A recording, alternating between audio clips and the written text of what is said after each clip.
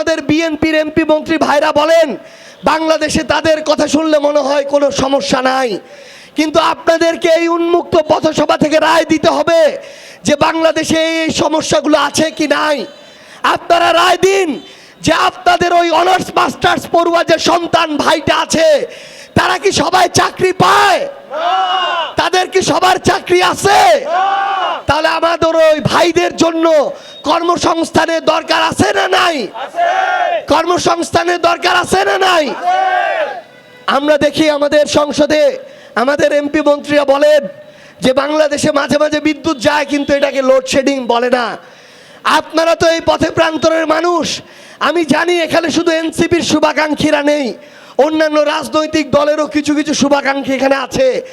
আপনারা এই উন্মুক্ত পথ থেকে রায় দিন যে আপনাদের এই কালীহাতিতে লোডশেডিং হয় কিনা, বিদ্যুৎ যায় কিনা, কারেন্ট যায় কিনা। তাহলে আমরা আমাদের ওই এমপি মন্ত্রীদেরকে বলতে চাই সংসদে শুধুমাত্র লোক দেখানো কথা না বলে আমাদের ঘরে ঘরে আমাদেরকে বিদ্যুৎ নিশ্চিত করতে হবে। আমরা জানি আমাদের এই অভ্যুত্থানে আমাদের জামাতের ভাইরা, বিএনপির ভাইরা, আরো অন্যান্য অনেক দলের সহযোদ্ধা ছিলেন, কিন্তু আমরা শুধু একটা কথা বলতে চাই, আমরা আগামীর বাংলাদেশে আর নতুন করে কাউকে শেখ হাসিনা হইতে দিব না।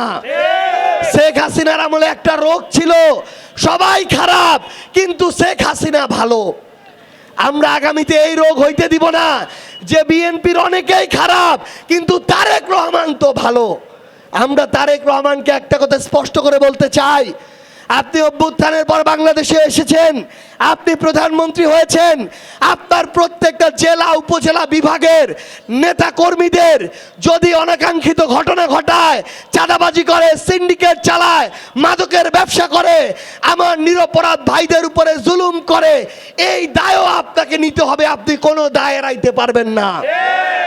আমরা স্পষ্ট করে আপনাদের একটা কথা বলি, আগামীর বাংলাদেশে একটা জিনিস শুধু মনে রাখবেন, একজন রাজনীতিবিদ ভালো হলে আপনার এই কালীহাতি কোনোদিন ভালো থাকতে পারে না। আপনার ওই নেতা থেকে শুরু করে যেই দলের কর্মী পর্যন্ত ভালো, যারা চাঁদাবাজি করে না, জমি দখল করে না, লুটপাট করে না, ক্ষমতার অপব্যবহার করে না, তাদের সাথেই আপনাদের থাকতে হবে। আমরা চাই আপনারা আগামীতে আপনাদের এই বিবেকবোধটাকে কোনো দলের কাছে আর বিক্রি করে দিবেন না। আপনারা কি বিবেকবোধ বিক্রি করে দিবেন? আপনারা কি বিবেকবোধটা কোনো দলের কাছে বন্ধক দিবেন? কোনো মার্কার কাছে বন্ধক দিবেন? একটা জিনিস শুধু মনে রাখতে হবে, এই বাংলাদেশে আপনার আমার ভোট, বাংলাদেশ কারা চালাবে সেই সিদ্ধান্ত নেয়। আমরা যদি অন্ধভাবে দাস হয়ে কোনো দল মার্কার সমর্থন করি তাহলে আগামীর বাংলাদেশে পরিবর্তন কোনোদিন সম্ভব না। আমরা আপনাদেরকে আহ্বান জানাই, আমাদের এখানে প্রশাসনের অনেক ভাই আছেন, এই জুলাই অভ্যুত্থানের আগে বাংলাদেশ পুলিশ নামক যে প্রতিষ্ঠানটি রয়েছে, এই প্রতিষ্ঠানটিকে শেখ হাসিনা নিজে ক্ষমতায় টিকে থাকার জন্য ইচ্ছামতো অপব্যবহার করেছে। আমরা চাই বাংলাদেশ পুলিশ থেকে শুরু করে বাংলাদেশের অন্যান্য আইন শৃঙ্খলার যত প্রতিষ্ঠান আছে, আপনারা আপনাদের কাজের মধ্য দিয়ে আপনাদের সেই গৌরব এবং সম্মান ফিরিয়ে আনবেন ইনশাআল্লাহ।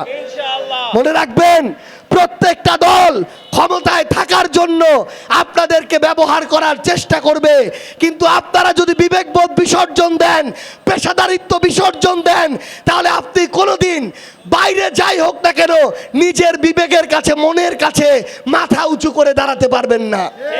কোনোদিন সৎ সাহস দিয়ে এই বুকটা ফুলিয়ে আপনার পরিবারের সন্তানদের মানুষের সামনেও দাঁড়াইতে পারবেন না।